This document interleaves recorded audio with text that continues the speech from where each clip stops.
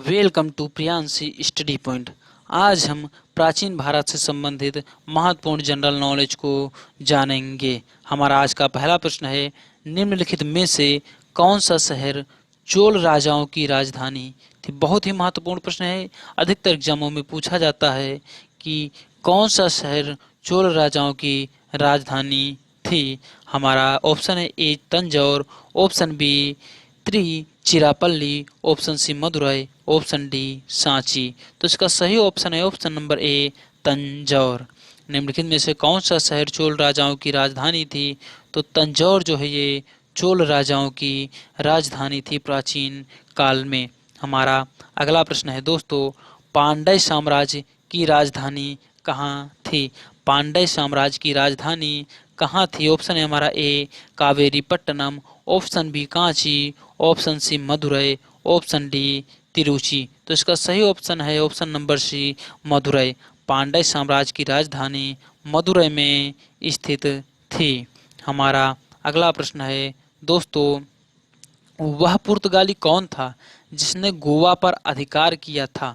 वह पुर्तगाली कौन था जिसने गोवा पर अधिकार किया था। ऑप्शन है हमारा ए अल्फासो डी अल्बुकर्क ने, ऑप्शन सी बी है Roberto de Nobili, option C Vasco da Gama, option D इनमें से कोई नहीं। तो इसका सही ऑप्शन है ऑप्शन नंबर ए अल्फासो डी अल्बुकर्क। ये वो पुर्तगाली था जिसने गोवा पर अधिकार कर लिया था। अल्फासो डी अल्बुकर्क ने जो है ये गोवा पर अधिकार कर लिया था। हमारा अगला प्रश्न है दोस्तों, भारत में ईस्ट इंडिया कंपनी का पहला गवर्नर जनरल कौन था। भारत में ईस्ट इंडिया कंपनी का पहला गवर्नर जनरल कौन था। ऑप्शन है हमारा A Robert Clive, option B Warren Hastings, option C है सर जॉन शोर एवं ऑप्शन डी है इनमें से कोई नहीं। तो इसका सही ऑप्शन है ऑप्शन नंबर ए रॉबर्ट क्लाइव। भारत में ईस्ट इंडिया कंपनी का जो पहला गवर्नर जनरल था ये रॉबर्ट क्लाइव थे। हमारा अगला प्रश्न है दोस्तों, निम्नलिखित में किस यूरोपीय ने भारत में सबसे पहले अपना व्यापार फैलाया और प्रभावित किया। निम्नलिखित में से किस यूरोपीय ने भारत में सबसे पहले अपना व्यापार फैलाया और प्रभावित किया। ऑप्शन है हमारा ए ब्रिटिश, ऑप्शन बी पुर्तगाली, ऑप्शन सी डच एवं ऑप्शन डी फ्रेंच। तो इसका सही ऑप्शन है ऑप्शन नंबर बी पुर्तगाली। पुर्तगाली ने जो है ये भारत में सबसे पहले अपना व्यापार फैलाया और प्रभावित किया था। हमारा अगला प्रश्न है दोस्तों, वास्को डी गामा कहाँ का रहने वाला था। वास्को डी गामा कहाँ का रहने वाला था।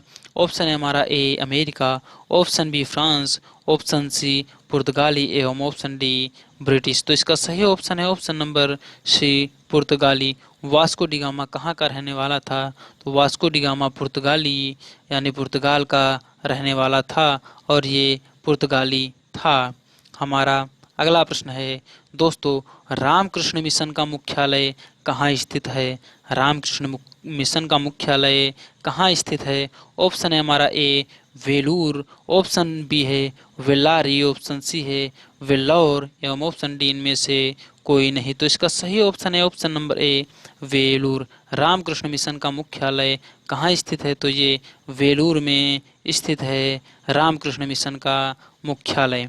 हमारा अगला प्रश्न है दोस्तों, संवाद कौमुदी पत्र के संस्थापक संपादक थे। संवाद कौमुदी पत्र के संपादक थे कौन थे। ऑप्शन है हमारा A Ishwar Chandra Vidyasagar, option B Rabindranath Tagore, option C Bankim Chandra Chatterjee ji एवं ऑप्शन डी है राजा राम मोहन राय। तो संवाद कौमुदी पत्र के संपादक जो थे ये राजा राम मोहन राय है। बहुत ही महत्वपूर्ण प्रश्न है ये। संवाद कौमुदी के जो संपादक हैं ये राजा राम मोहन राय हैं।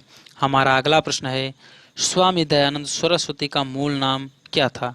स्वामी दयानंद सरस्वती का जो मूल नाम था, ऑप्शन है हमारा ए अभिशंकर, ऑप्शन बी मूल शंकर, ऑप्शन सी दयाशंकर एवं ऑप्शन डी गौरी शंकर। तो इसका सही ऑप्शन है ऑप्शन नंबर बी मूल शंकर। स्वामी दयानंद सरस्वती का जो मूल नाम था ये मूल शंकर था। हमारा अगला प्रश्न है दोस्तों, ब्रह्मा समाज की स्थापना की गई?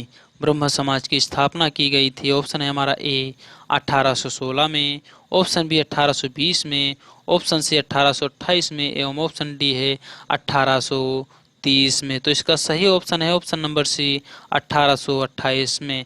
ब्रह्मा समाज की स्थापना 1828 में की गई थी।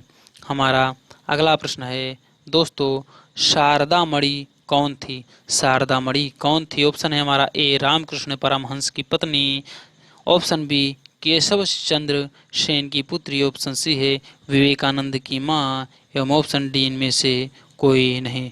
तो शारदा मणि रामकृष्ण परमहंस की पत्नी शारदा मणि थी। हमारा अगला प्रश्न है दोस्तों, किस राज्य के शासक नवाब वजीर कहलाते थे? किस राज्य के शासक नवाब वजीर कहलाते थे? ऑप्शन है हमारा ए अवध के नवाब, ऑप्शन बी कर्नाटक के नवाब, ऑप्शन सी बंगाल के नवाब, एवं ऑप्शन डी इनमें से कोई नहीं। तो इसका सही ऑप्शन है ऑप्शन नंबर ए अवध के नवाब। किस राज्य के शासक नवाब वजीर कहलाते थे? तो अवध के नवाब जो है ये नवाब वजीर कहलाते थे। हमारा अगला प्रश्न है दोस्तों, उस क्षेत्र की पहचान करें जहां से यूरोपवासियों को सर्वोत्तम सुर और अफीम प्राप्त होता था। ऑप्शन है हमारा A Bihar, option B Madras, option C Bengal, एवं ऑप्शन डी गुजरात। तो इसका सही ऑप्शन है ऑप्शन नंबर ए बिहार।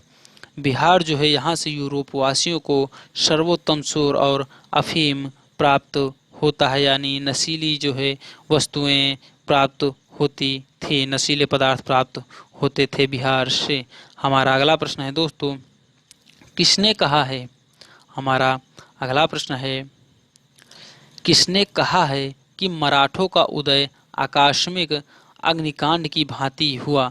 किसने कहा है कि मराठों का उदय आकस्मिक अग्निकांड की भांति हुआ? ऑप्शन है हमारा ए ग्रांड डफ, ऑप्शन बी जदुनाथ सरकार, ऑप्शन सी है आंद्रेविक, ऑप्शन डी इनमें से कोई नहीं। तो इसका सही ऑप्शन है ऑप्शन नंबर ए ग्रांड डफ। मराठों का उदय आकस्मिक अग्निकांड की भांति जो है ये ग्रांड डफ से हुआ था। हमारा अगला प्रश्न है दोस्तों, शिवजी के साम्राज्य की राजधानी कहाँ थी? शिवजी के साम्राज्य की राजधानी कहाँ थी? ऑप्शन है हमारा A Pune, option B Purandar, option C है कारवाड़, एवं ऑप्शन डी है रायगढ़। तो इसका सही ऑप्शन है option number D Raigarh. Shivji के साम्राज्य की राजधानी रायगढ़ में थी, शिवजी के साम्राज्य की राजधानी। हमारा अगला प्रश्न है दोस्तों, शिवजी का राज्याभिषेक कहाँ हुआ था? शिवजी का राज्याभिषेक कहाँ हुआ था? ऑप्शन है हमारा A Karwar, option B Raigad, option C Raichur, एवं ऑप्शन डी आगरा। तो इसका सही ऑप्शन है option number B Raigad. Shivaji का राज्याभिषेक जो है ये रायगढ़ में हुआ था। शिवजी का राज्याभिषेक जो है ये रायगढ़ में हुआ था। हमारा अगला प्रश्न है, किसके शासनकाल में मराठा प्रमुख संभाजी की हत्या कर दी गई थी? किसके शासनकाल में मराठा प्रमुख संभाजी की हत्या कर दी गई थी? ऑप्शन है हमारा A Aurangzeb, option B Akbar, option C है जहांगीर, ऑप्शन डी है शाहजहां। तो इसका सही ऑप्शन है ऑप्शन नंबर ए औरंगजेब। औरंगजेब के शासनकाल में मराठा प्रमुख संभाजी की हत्या कर दी गई थी, औरंगजेब के शासन काल में। हमारा अगला प्रश्न है दोस्तों, अष्टप्रधान मंत्रिपरिषद किस शासक के शासनकाल में थी? अष्टप्रधान मंत्रिपरिषद किस शासक के शासनकाल में थी? ऑप्शन है हमारा ए टीपू सुल्तान, ऑप्शन बी कृष्णदेव राय, ऑप्शन सी है शिवाजी, एवं ऑप्शन डी अकबर। तो इसका सही ऑप्शन है ऑप्शन नंबर सी शिवाजी। अष्टप्रधान मंत्रिपरिषद किस शासक के शासनकाल में थी? तो ये शिवाजी के शासनकाल में अष्टप्रधान मंत्रिपरिषद थी। आई होप दोस्तों ये वीडियो आपको पसंद आया होगा। अगर ये वीडियो आपको पसंद आया है तो लाइक कीजिए और आप हमारे चैनल को सब्सक्राइब कीजिए और बेल आइकन को प्रेस कीजिए, जिससे हमारी वीडियो की सभी नोटिफिकेशंस आपको मिलते रहें। धन्यवाद दोस्तों, मिलते हैं अगले नेक्स्ट वीडियो में कुछ अन्य महत्वपूर्ण प्रश्नों के साथ। तब तक के लिए जय हिंद, जय भारत।